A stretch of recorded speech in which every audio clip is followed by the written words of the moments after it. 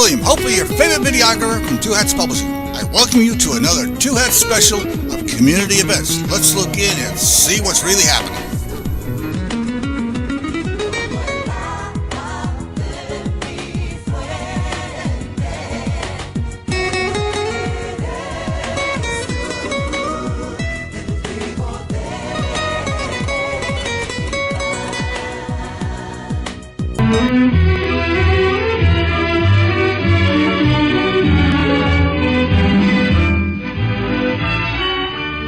And good afternoon and welcome to Lambda Weekly. I'm Dave Taffet here in the studio with Lerone Landis and the late Patti Fink. And our guests today are from Trans Black Advocacy and the Trans Black Advocacy Conference. You got it out. I did get it out. My words are not working today. Our guests are TreShaun Pate, Trenton Johnson, and Jade Lenore. Welcome. Thank you. Jade and TreShaun were with us last year. This is your first time with us, Trenton. Yes, it is. Welcome. Thank you. So since you're new, we'll start with you. Well, we got to send him so congratulations. Thank you. Thank you so much. Because he is Mr. Trans Black.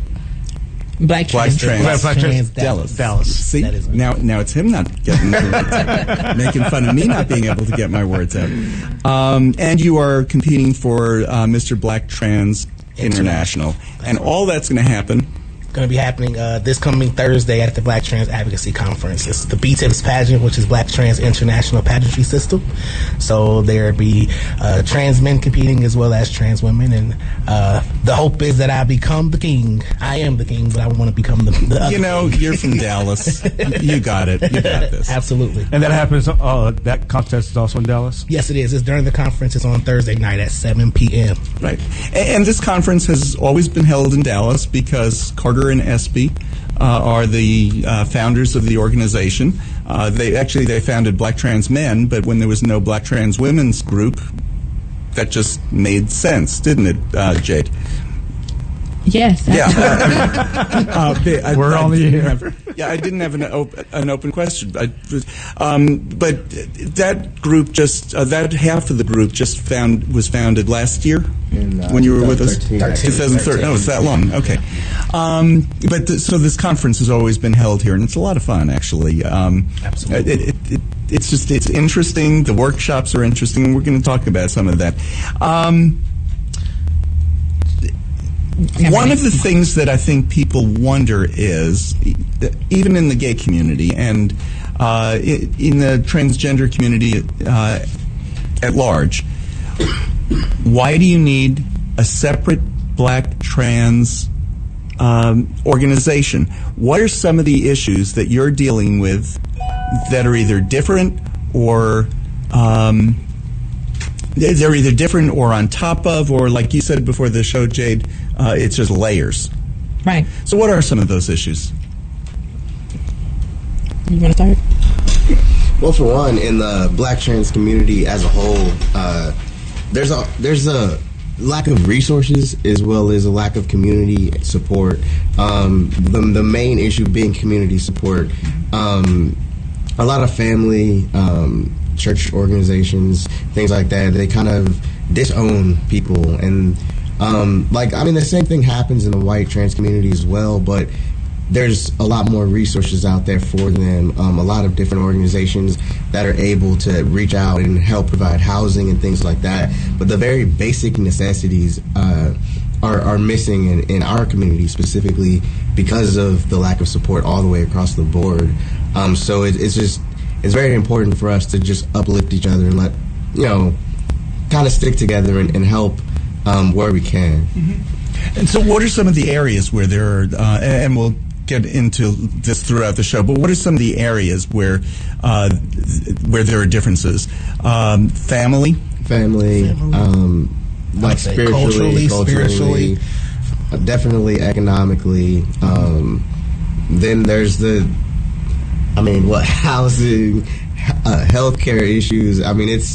The whole variety of It's a issues. variety. And we're going to talk It's about a variety of things, I think. honestly. We're going to talk about it. Well, and that kind of plays in, the one of the questions I posed before the show, and that is, why is it that, it's unfortunate, it's awful that we keep hearing about trans women dying just like every other week or every month, and, last year there was a really high rate of them, and when you look at the percentage of trans individuals on the whole, you realize it's pretty high. But why is it that the ones who are getting killed happen to be mostly of color?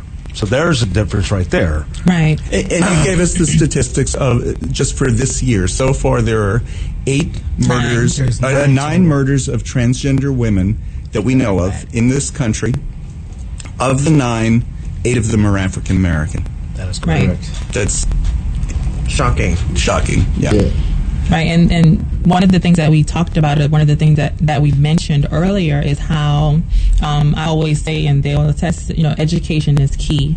There's such a lack of education in the Black community as a whole when it comes to understanding gender identity. What does it mean to be a trans person, and how does it, what does that look like?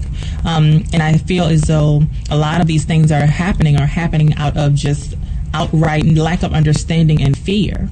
And the people say all the time, or it's always been said, fear is the lack of understanding, or lack of understanding creates fear. Nonetheless, I feel as though that a lot of the things that are transpiring or that are happening are really stemmed and deeply rooted in the lack of education within the community.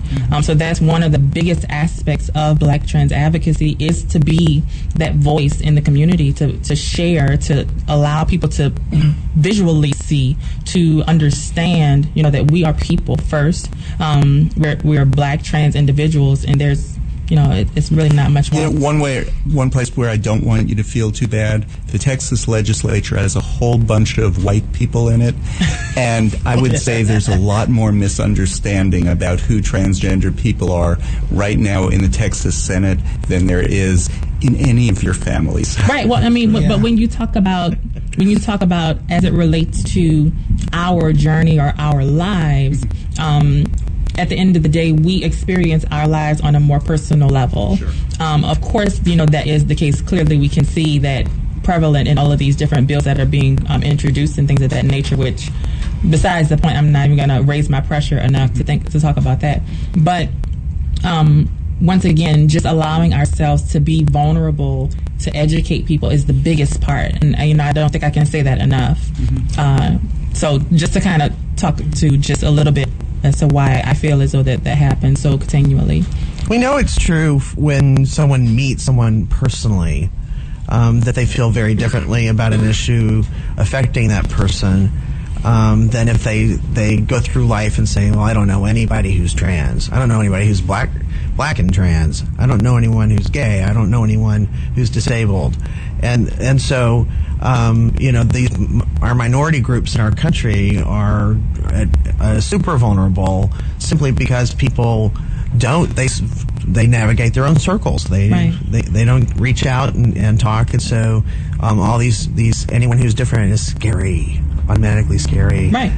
This is a great opportunity too for your group to network. I can imagine people coming from all over and finally meeting other people en masse. Like that's cool to get to meet a lot of people. Yeah. So this conference is always taking place in Dallas, but where do you see, how far away do you see people coming from to attend? All over? Jamaica. Yeah, Oh, wow. Jamaica. Then we have somebody from the UK or something. Maybe not. I don't want to miss. Yeah, but we it's all over. Oh, that is awesome. They come in for this. Yeah, and the reason is this is the only conference like it. Right. Right. Black Trans Advocacy that was started by Carter and SB here in Dallas. And we're going to have Carter and SB on later. They're busy getting the conference put together.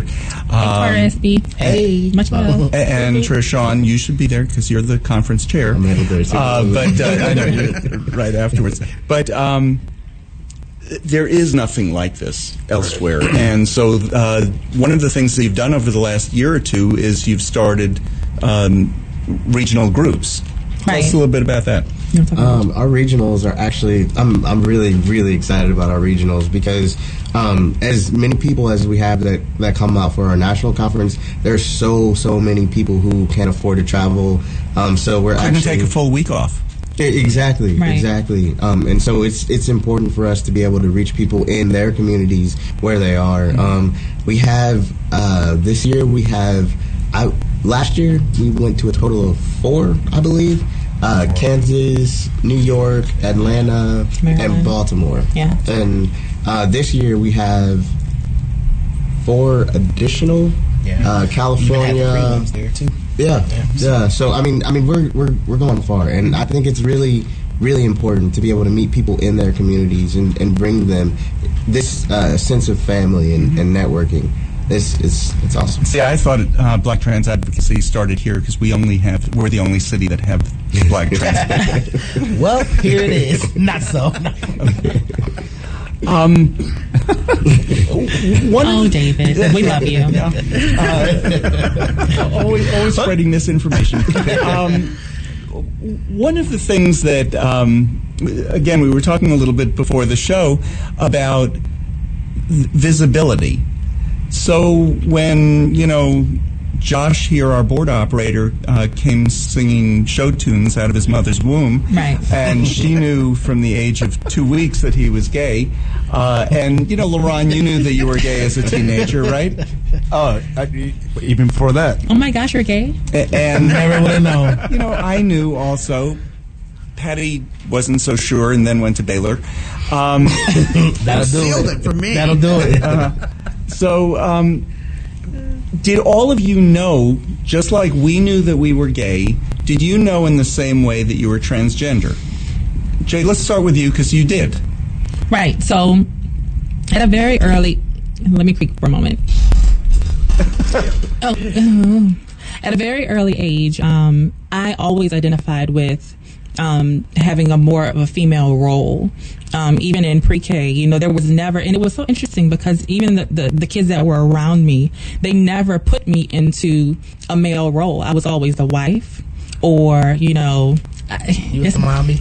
I was always the wife. I wasn't conceiving at that time, so I wasn't the mommy. But I definitely fit into that role with no qualms. It wasn't a thought for me because I always felt as though that there was something added to my life that some of these other girls didn't have, and I'm like, okay, I don't know what this is, but why she don't have it, and it was really interesting, and it's almost like, and I made a comment earlier, it's like being cast in the worst possible script, but you have to play the role, and so I played the role for as long as I could, but I always knew I've never really had I haven't had any horrible relationships, but I've never had a relationship prior to my transition that was fulfilling in any way, because it was always the lack of how I was being treated as a person, and I was never being treated as the woman that I felt that I was. I was always talked about being feminine, and I remember they would tell me, you're the most elegant man that I know, and I was like, what the hell does that mean? Mm-hmm. And not until you're fully able to be who you are and to acknowledge yourself as the gender that fits your every being.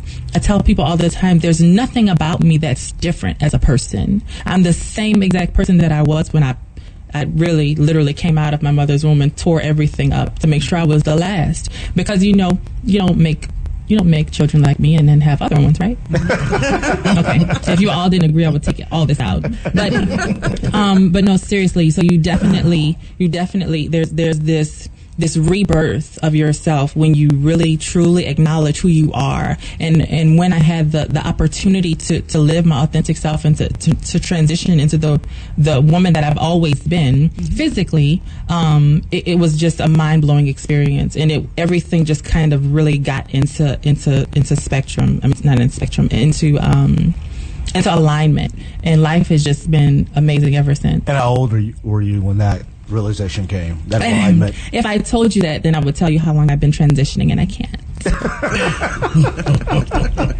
But let's just say it was definitely in my adulthood years. Okay, now Trenton. Yes, sir. You didn't. Both of the guys here said that they did not have the words for it. And it's hard to be something if you can't call yourself that. Right. So, Trenton, what was your story? I mean, for me, I've always knew that there was more masculine energy within myself. Much like Jade, I always took on the dominant roles, the more masculine roles, the even in the childhood games and things like that.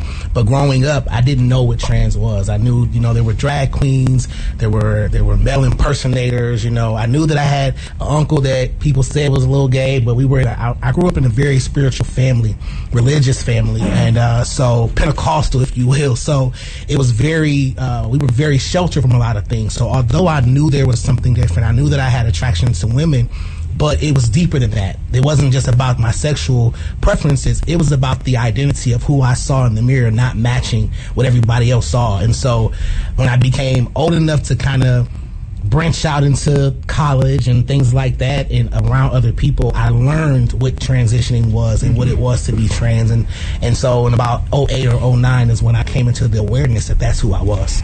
And one of the reasons was the number of trans men who have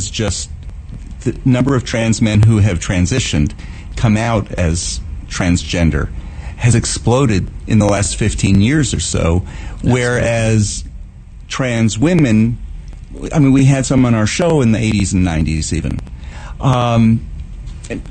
We didn't know any trans men. Now we do. But you came out as lesbian first. Absolutely. Because... That's just, I guess that's what fit, Mm-hmm. It was the label, if you will, that fit who I presented as and who I was dating. And so that's just what I never really liked labels and still don't even to this day. Mm-hmm. But that is what at that point in my life, that was the label from a societal standpoint that fit who I was. Even though being a lesbian, I didn't want to feel like I had to be a woman with a woman, because I knew that there was something about me that was not a woman. That was not a woman. And once you're in the lesbian community, you're talking to other lesbians and it's like, no, this isn't right. Nah, this ain't right. This ain't what that is. We need to take a break. We're going to hear TreShaun's story, which is more similar, but it's different. Right after we take a break, I'm Dave Taffet here in the studio with Lerone Landis and the late Patti Fink, and we'll be back with more Lambda Weekly right after this. This is Rawlins Gilliland, and I'm listening to Lambda Weekly on 89.3, and darn glad to be doing it. And this is Lambda Weekly. I'm Dave Taffet here with Lerone Landis and late Patti Fink, and our guests are TreShaun Pate, Trenton Johnson, and Jade Lenore. They are from the Trans Black Advocacy Group and Conference that is coming up this coming week. It's going to be at the Marriott Hotel on the tollway just south of Belline Road. If you'd like to register for it, it's blacktrans.org. Yes. And if you'd like to just... Is there just get a taste of this day, just come and meet some people day? I'm a reporter. What day should I come? We actually do have a press release. That's on Friday. Mm-hmm. There's going to be a press conference on Friday. Yeah. Yes. And what if you just want to come and attend the competition? The pageant? The pageant, yes. Be Thursday night at 7 p.m. And it's all at the hotel. And all of that information is available on blacktrans.org. There's a whole schedule of everything that we're doing online. So if you want a particular workshop, they're tailored. The words are there. It explains in detail each and every workshop what it is catered to, and whatever questions you have, the whole schedule is there. The prices and everything. We were talking about your coming out, and transgender people don't always use that term, but coming out to yourselves, transitioning to become who you are.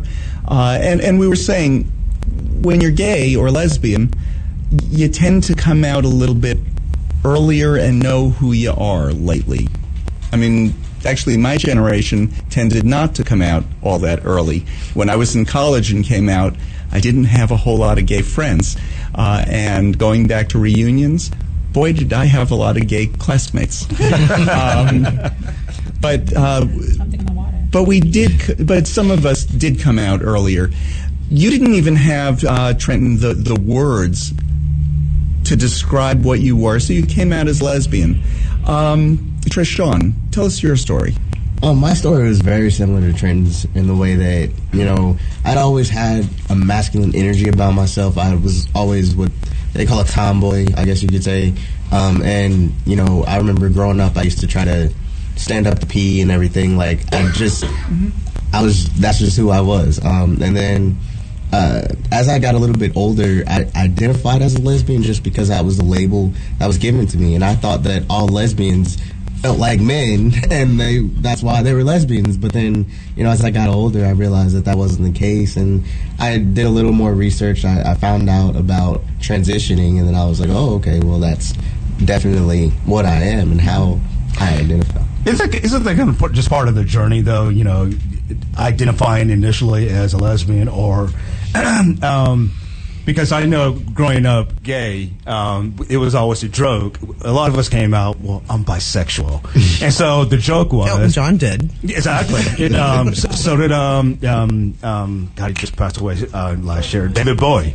But we used to always joke and say that bisexuality was the yellow brick road to Gayville. So is it kind of the same thing? I feel like it kind of... I'm sorry. We were all, I don't agree with that, but I don't think it's unfair to say that every trans man was once a lesbian or every trans woman was once a gay man, because that's not the story for everybody. Everybody's journey is different, and if we get into the discussion about gender identity and sexual orientation and gender expression, then we'll see there's a difference in all of those areas. So for some people, that there are trans men that I know that are trans men that are gay because they were never living a lesbian lifestyle. They were living life presenting as a female, were in relationships with men, and just needed to be a man because that's who they see when they look in the mirror. So it's a little different. Okay, so one of the reasons I could come out younger was because I had role models. I had college professors who were gay. I had a teacher in high school who was gay who looked out for all the gay kids. Right. And I don't know how he knew who we were because we weren't out, but he somehow figured out. Gaydar. But he looked out for all the gay kids, and all of us ended up in his English class somehow. In one of his English classes. That was nice of him. I think it was nice of the school even to arrange that kind of thing. So we had our role models. Who is your role model? Did you have one? I have two mentors, and the very first person that I ever even discussed the fact that I was beginning to feel like I was trans was Teek Milan, who is my mentor. And I met Teek prior to his transition, so we've known each other for a very long time. And then moving to Dallas, I became acquainted with Jabril Williamson, who is my local mentor, if you will. But over the course of since maybe 2007 or 8, I've just recreated a family of people to kind of help me across this journey. And I'm really talking about people who, even before I really knew that I was gay, I knew, the spinster aunt, actually two of them, and teachers. Did you have anything like that? TreShaun, you said earlier that you didn't even start transitioning till about 2011? That's when I found out about what it was to transition. I didn't even start medically transitioning until 2014. But no, growing up, with no, they're the beard. They're all. Growing up, I lived a very sheltered life. My mom was very religious, and then on top of that, I was in a bubble. I couldn't do anything. I didn't know much about the outside world. So, as I got older, the only person that I even knew of, I think, was Chaz Bono. And even then, I didn't even know fully what had happened. It was just, my mom was like, oh, well, that used to be, and I didn't even understand what that was until I got to a point where I was kind of out and on my own. Now, Chaz was on our show when Chastity came out as a lesbian. We were the first show that she spoke on, that she was on, as an out lesbian. When she came, and we spent the day with her at the State Fair because it was Gay Day at the fair. National Coming Out Day. National Coming Out Day, right. When she came out, or when Chaz came out as transgender, our reaction, knowing Chaz, was, oh yeah, that makes sense. Right. There was everything about it that it just made sense. Right. There was no surprise at all. But Chaz didn't come out till when? About 2006 as transgender. 2006, 2007? So you didn't have these role models growing up, even if they're just kind of subtle role models. They just weren't there. And for me, I think it was definitely, there wasn't really a role model that I felt that fit my specific journey. Of course, everyone has seen drag queens, but that is absolutely not the realm in which a trans woman navigates. Not all trans women. So you don't go to bars at night and sing with very large hair? I can, and I can do it very well. But that's not my identity. I don't identify as a drag queen, which if you define a drag queen is considered to be a man that dresses as a woman for entertainment purposes. Correct. The traditional definition. Now, if someone does drag, that's a whole nother element. Anyone can do drag, a man, a woman, a trans man, a trans woman. It doesn't necessarily make a difference. But for me, I just didn't have anyone that fit the shell, someone who looks like me that identified with the same things that I did, and then in turn did this to correct or to be authentic in this. That didn't exist for me. So it was just this. Do you have somebody now? Oh, yes, of course. Who? So the first woman that I really started to follow was Monica Roberts. And, Love Monica Roberts. I am one of the people, I'm very drawn to powerful women because that's kind of how I see myself. So I was so drawn to her just in the amount of power that she exudes in her femininity as a woman and standing for the things that she stands for. It's like, oh my gosh. We've had Monica on the show. I just saw her a few weeks ago at a journalist conference because she is a writer. I saw her in Austin at the lobby. The Advocacy Day. Yeah. So that's the first trans woman that I was able to really identify with and say, you know what, I think I can do this. I think I can. Well, but that's one of the things that a mentor does. It shows you it's possible to do certain things. Yeah.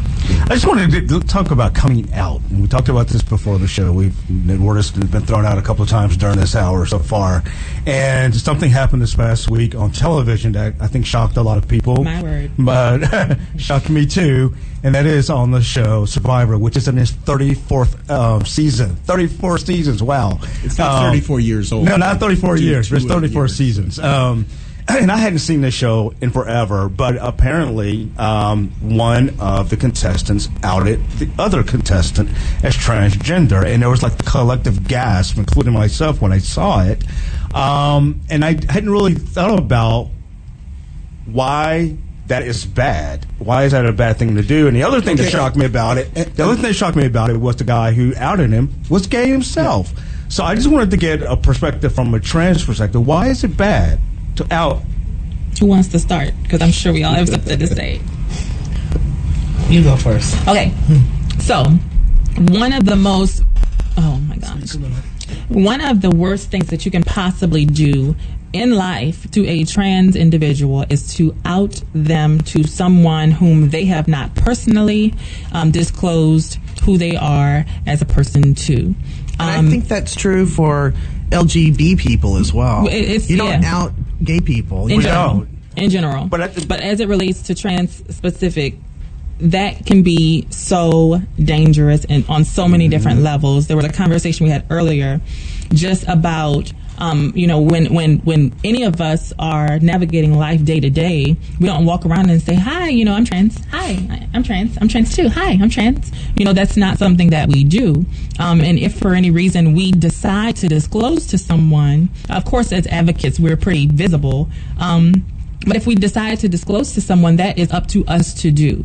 The same type of disclosure goes for any other thing that's personal to you and personal to your identity. You're not required to disclose to any specific person, any random person, but I think you really have to respect an individual enough and have enough respect for a human being to not out someone in a way that is not contributing to the empowerment of that person or to bring that person up. when you say dangerous, you're referring to the statistic we gave before. 9 trans women have been murdered this year in the United States. 8 of them are African American. Right, and that so and you're that talking may be about endangering people's right, lives. and that definitely. I mean, I don't know the specifics around all of those situations, but that could be a very valid point in those circumstances. There's.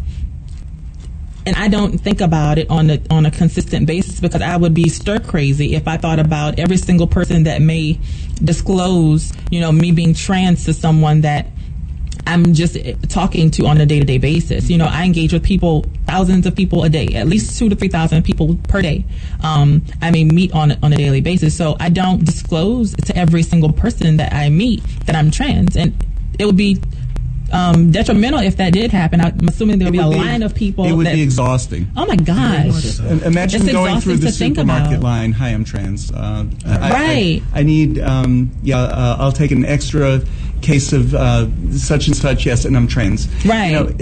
It serves no irrelevant. purpose. It serves no purpose, because then you're going to want to know how and why and show me and prove it to me. And we don't have that much time in the day. Yeah. I thought you brought up a good point before the show when we were talking about this, and that is you weren't defending the guy who did the outing, but maybe in some weird, twisted kind of way. And the guy, by the way, received a lot of immediate backlash. He was even fired from his personal job.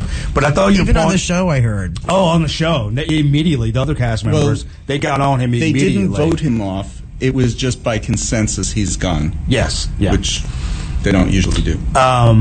But your explanation possibly that as gay people, we feel like we are always out on the forefront. We're being ourselves.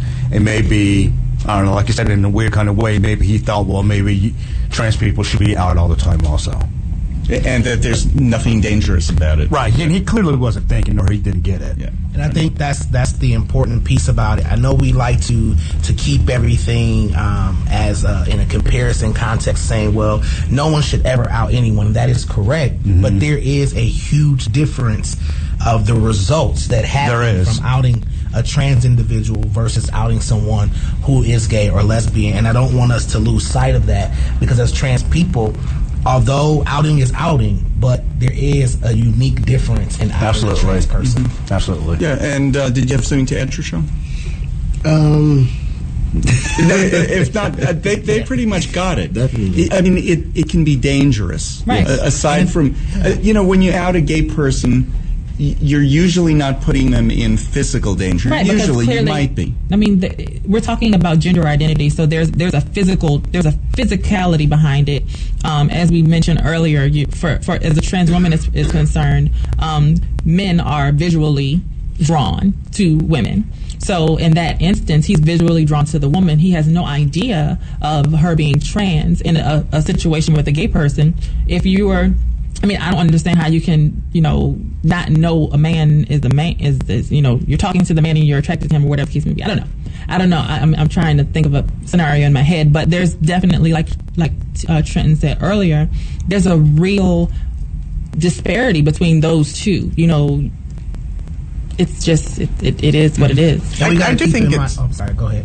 I just wanted to point out, I do think it's unfair to say if a gay person is outed by someone else that they're not in danger. No. That's No. I was talking more so about but there was the a gender. time when being outed as a gay man, pick a little town in East Texas, Well, I was you could talking be more so- murdered. Absolutely. Yeah, right. People were murdered. So Absolutely. I don't want to give the impression here that we're naive to that. No. I was talking more so on a relationship kind of level. Right. Yeah. So where I meet you and I say, hey, Patti, I like the way your hair is, and then you say, well, I'm a lesbian, and I'm like, okay, it wouldn't be that far fetched for me because you're already a woman, and whatever the case may be. However, if I'm a man and I'm approaching you, and I'm like, oh, Patti, your hair's looking real cute today, and then you're like, well, I'm a trans woman, and I'm like, oh wait. So wait, what's going? What does that make me? Kind of thing. So that's the only difference, relational. As far as a relationship or trying to build something in that capacity that I was referencing. Not taking away the fact that it is dangerous across the board. And especially if there's been, we're talking about relationship situations, especially if the situation has evolve to learn some physical involvement. I'm not necessarily even talking about sex, but just even a hug or a kiss or something like Right. that. We've heard a gazillion times, a straight man supposedly freaking out when he found out that his date was a trans woman and used it as a legitimate excuse to physically harm her, if not murder her. So yeah, there is a big difference. What you are doing, possibly, by outing a gay person, a trans person, a lesbian, anybody in our community, you could be hurting their relationship with their family, with their church, with their job, with their. It shouldn't be with their school, but some schools. I mean, Brian, my husband, was thrown out of Dallas Baptist University when they thought he was gay. He was not even out yet. So there are those things. People are not in physical danger as much as the trans community, I guess, is all right. What the point was. We're not saying that gay people are safe everywhere in the world. We know what's going on in Chechnya right now. They're not safe at all. No. But in the trans community, the reason that this was so egregious was because this person's life could be in danger. I would love to interview him. Just to think, what was he thinking? I think he was horrified. It's basically. The guy who shocked. did the outing, not the guy who was outed, the guy who was doing the outing. I forgot his name. I mean, he's written like a whole article on it, profusely apologizing since then. I think he was thinking he's on a reality show, and the more outrageous I can be on a reality show, I guess, the more likely I am to win. We need to take a break. You're listening to Lambda Weekly on 89.3 Knon FM. I'm Dave Taffet here in the studio with Lerone Landis and the late Patti Fink. Our guests are TreShaun Pate, Trenton Johnson, Jade Lenore. They're from Trans Black Advocacy and the Trans Black Advocacy Conference that's coming up. Black Trans, yes. Jade is now. Before we get through the show, he will get the right order. I had it right before because I'm dyslexic, so because it says Trans Black, I normally would read it as Black Trans. And that's what I've done so far. The Black Trans Advocacy Conference, which is at the Marriott just south of Beltline Road on the tollway. Go to blacktrans.org to register, to get more information about it, to find out about the organization. To become a sponsor, all that good stuff. All that kind of stuff. We'll be back with more right after this. I'm Patti Fink, and you're listening to Lambda Weekly on KNON 89.3 FM. And this is Lambda Weekly. I'm Dave Taffet here in the studio with Lerone Landis and the late Patti Fink. Everybody is gathered around a phone. We're Facebook Living this. Don't tell what we're doing, David. Oh, we're Facebook Living, or is it Facing Book? Nope. Whatever, you know what, at this point in time, whatever you say, David, is what we're doing. And hi, Monica, who's listening, and it was good to see you a couple of weeks ago.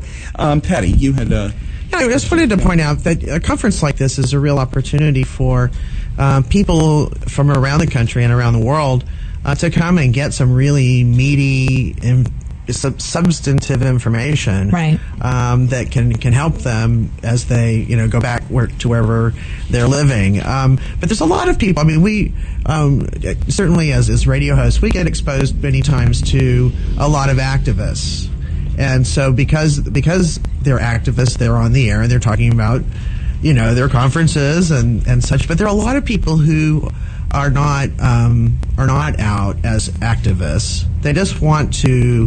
They've dealt with themselves. They've moved forward. They've transitioned. They want to move on, just live their lives. And I think that's pretty much the same in the LGBT community too. We have a lot of folks who are in the gay community. People who just want to live their lives. They don't want to be out in front and put themselves out there. And so what motivated you to get involved? That's a big step for a lot of people. Once you're in the activist kind of circles, it sort of makes sense, and you never think about it. But and you're stuck. There's no turning back once you do it. Yeah. But you're now activists, right? So what motivated you to put yourself out there? I think one of the biggest things that I can possibly say motivated me was just for one, I'm just a natural talker, and my purpose in life is to be a living, breathing example of what love is, what it looks like, what it sounds like, and what it feels like. And at the point when I decided to live my authentic self in transition, I realized that there was so much that there was so much good that I can do just by being who I am. Coupled with that, I just have the ability to reach people. I have the ability to talk to people, and I'm able to do that in a way that's palatable and that's received well. So it really wasn't something that it took me very long to think about when it came to me advocating on behalf of my brothers and sisters. So it wasn't even a thought. I think the first time I met Carter, I was like, so now that we know each other, what's next? And it was just full speed ahead for me. It wasn't really a thought. It didn't cross my mind twice. So that was my experience. And TreShaun? For me personally, the conference itself and meeting Carter is really what did it for me, because, like I said earlier, I lived a really sheltered life, and I didn't know that I could move and do certain things in certain capacities. I was very in my own shell. I wasn't confident in myself, and just coming to the conference and meeting so many people that are just like me and getting empowered and feeling like I'm not alone in this, it was an amazing experience, and it literally changed my life forever. And I was like, I need to take this to as many people as I possibly can. And so that's really what it was. And Carter is my personal mentor, and I've learned quite a bit from him, and I would like to be able to reach people the same way they reach us. And on the other hand, Espy is one of mine, and you know why? Because she's a crazy person. Be careful. We're both from New Orleans, so be careful, David. You can tell her I said My that. wife is from New Orleans too. Hey, I know I loved you for another reason. Now, Trenton, you're putting yourself in a kind of different position, or same position as they are putting yourself out there, but in some different ways. You're Mr. Black Trans Dallas. You're going for the Mr. Black Trans International title. Any of the pageant titles gets you out there. Absolutely. You're a big article in the Dallas Morning News. Yeah. Oh, yeah. It's the cover of the freaking newspaper. Big. How can I forget? That's out there. Yeah, it's out there. But It's you're everywhere. also a minister. I am. And most ministers in the black community, I'm just going out on a limb on this one, aren't transgender. I wouldn't know that, David. Everybody's not out. So I wouldn't know. You'd be surprised, though. What is your church like? Well, it's a very affirming church, very comfortable atmosphere. I am not the only trans man there. Someone else has recently joined that's a trans man. But it's a place for all people. We have lesbians, we have gay. I mean, we have everybody's there. It's a small church. We're a family, but very connected and very supportive of one another, regardless of who we are. But as a minister, good ministers take that beyond their church walls. Absolutely. So how have you been taking that beyond the church to, spread Christianity that likes gay people and likes trans people and likes lesbians and says everybody has value? Absolutely. So before even becoming Mr. Black Trans Dallas, I've been an advocate. I've always been one of those people that put myself out there and became vulnerable. My advocacy platform is mental health and spiritual wholeness, and I chose those two areas, one, because I experienced a lot of church hurt when I first came out many years ago. As I said earlier, I've been in church my entire life, different denominations of church, but church nonetheless. Mental health, because you're looking at someone or listening to someone who did attempt suicide, but suicide did not win. And so I chose to do this, and I choose to do it is because if I don't, then we will lose someone else to those two things. And so being Mr. Black Trans Dallas gives me another platform, if you will, outside of the church, outside of the walls, to be able to say that if I can be a black trans man and a minister and can still live and breathe and be comfortable in society, so can you. And so I use this to show visibility, number one, for trans men, because as you said, and as many people know, you don't see a lot of black trans men visible. You don't see a lot of us willing to, we just kind of do our thing and want to stay over here. And once we transition, we don't want any questions, any comments. And so I want to bring awareness that we are here and that we do matter and that we do have voices outside of just being trans men. We're just men. We want to live. We're hardworking. I'm a father. I'm getting ready to be married. You know, so there are other layers to me besides just being Trenton, the trans man. Now, you grew up in a very affirming church. You were Unitarian, right? No, I didn't go. Oh no, not by a long shot. I was like, wait, where did you get that from? I didn't say that, did I? That's that other person, though. Sometimes I say things like, no, you did not. You did not say that. Yeah, but no, actually, I grew up very Pentecostal, Church of God in Christ, which was, if anybody knows anything about religion, it's like, girls are supposed to have on like no makeup, no hair, no earrings, no red lipstick, dresses all the way down to the ankle, to the floor. And I was that little child that got dirty on purpose and got a lot of trouble because I wasn't wearing those things. I didn't want to, do that. So I became very rebellious, very depressed, very angry, which did lead to, the suicide attempt again. But my purpose was greater, and that's why I'm here. And your current church is still Pentecostal? No, not at all. Are you affiliated? Pardon me? Is your church affiliated with a national? No, we're not. We're actually we're not affiliated with the denomination, if you will. But it's my church is Freshman Restoration Center, and Pastor LaShawn McIntosh is my pastor. Jade, you said you had to take off at about 10 of. It's 10 of. I know. I don't want to go. I know you don't want to go. You can come back. We enjoyed having you. Us never right. Right. So before you go, do you have one last message? I just wanted to let everyone know, once again, please visit blacktrans.org. There's a wealth of information that's there. We are always looking for allies. We're looking for supporters. We're always willing and able to disseminate information to your organization or institution. And myself, along with my counterparts here, we're always in the community in some capacity. So definitely, please don't hesitate to reach out to us to be that voice for other black trans people that you may know or may not know.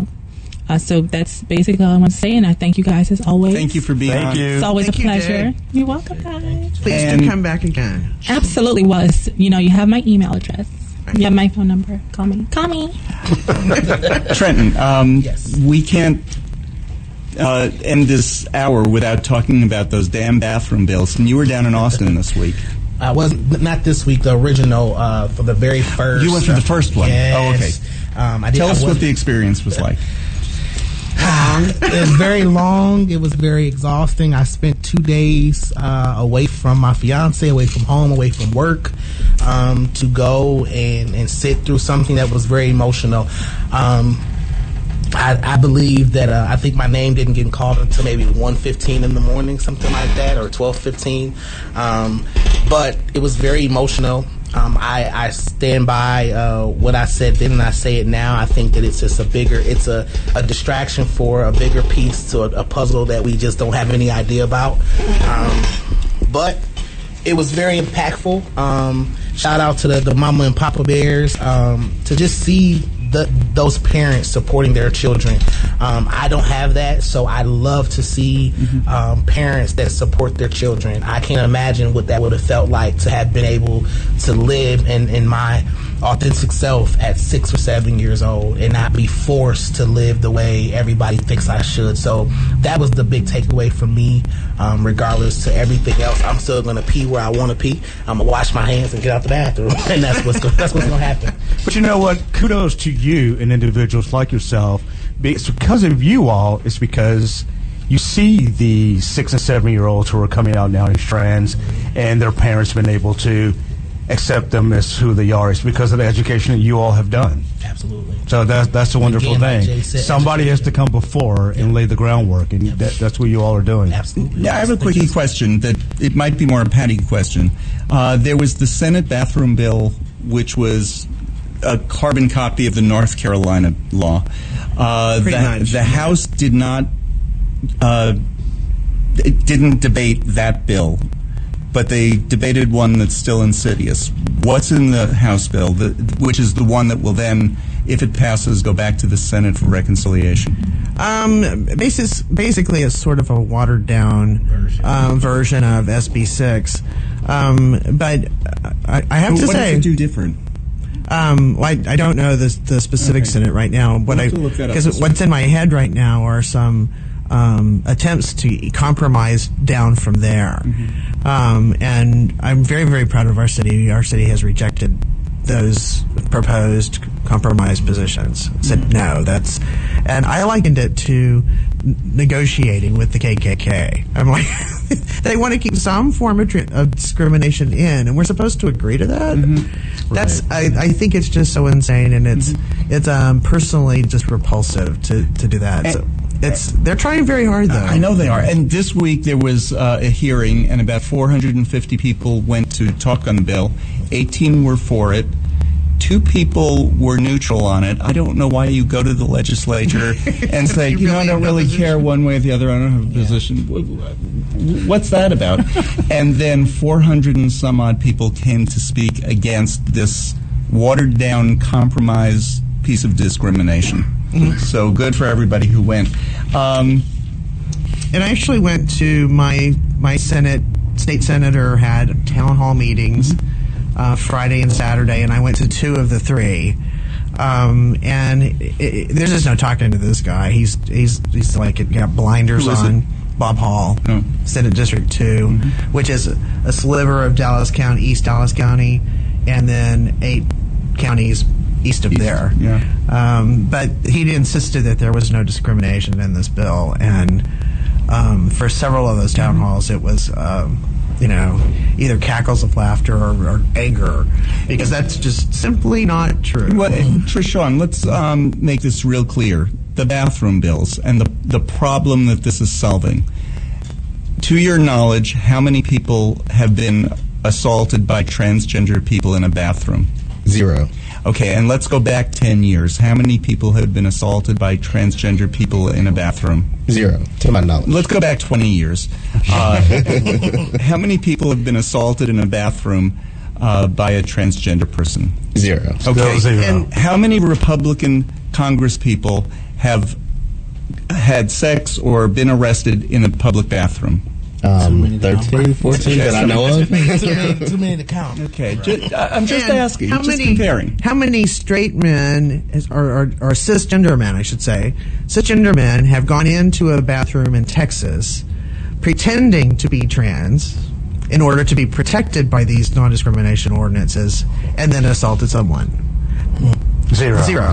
So all of these scenarios are so ludicrous. I mean, this yesterday, a guy tried to tell me that the SB 6 was for the purpose of preventing cisgender males from, latching on to these non-discrimination ordinances as protection for their lewd activity in bathrooms. I'm like, that's never happened. One, and lewd behavior is still a crime in this country. It's already illegal. It's already illegal in Texas. So none of these make sense. None whatsoever. And these proposed bills are so sexist. Is there any concern about little boys? I asked that too. And the district aide was like, well, I kind of agree with you there. I mean, it's always just about the little girls. So all transgender people will go to the men's room? Is that what it is? Under this bill? It's confusing. I don't understand. I don't either.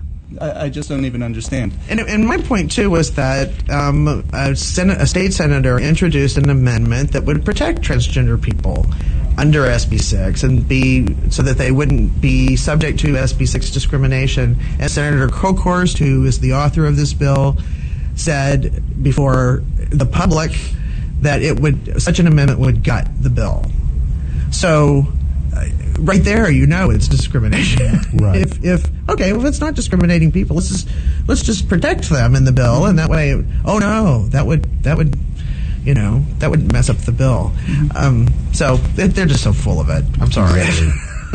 Got to say that on the air. We are out of time, and we didn't have time to talk about Caitlyn Jenner on 2020. We weren't going to do that anyway. This is Black Trans Advocacy Conference time. There you go. There you go. But Caitlyn has said nobody is going to hurt anybody in her community, and so she doesn't support Trump anymore. Wow. What's she going to do? Who knows? You know, we should not rely. We shouldn't put on our eggs in Caitlyn Jenner's basket. I'm sorry. Yeah. Have a wonderful conference again. Come back, see us again. Thank you so much for having us. And we'll be back next week.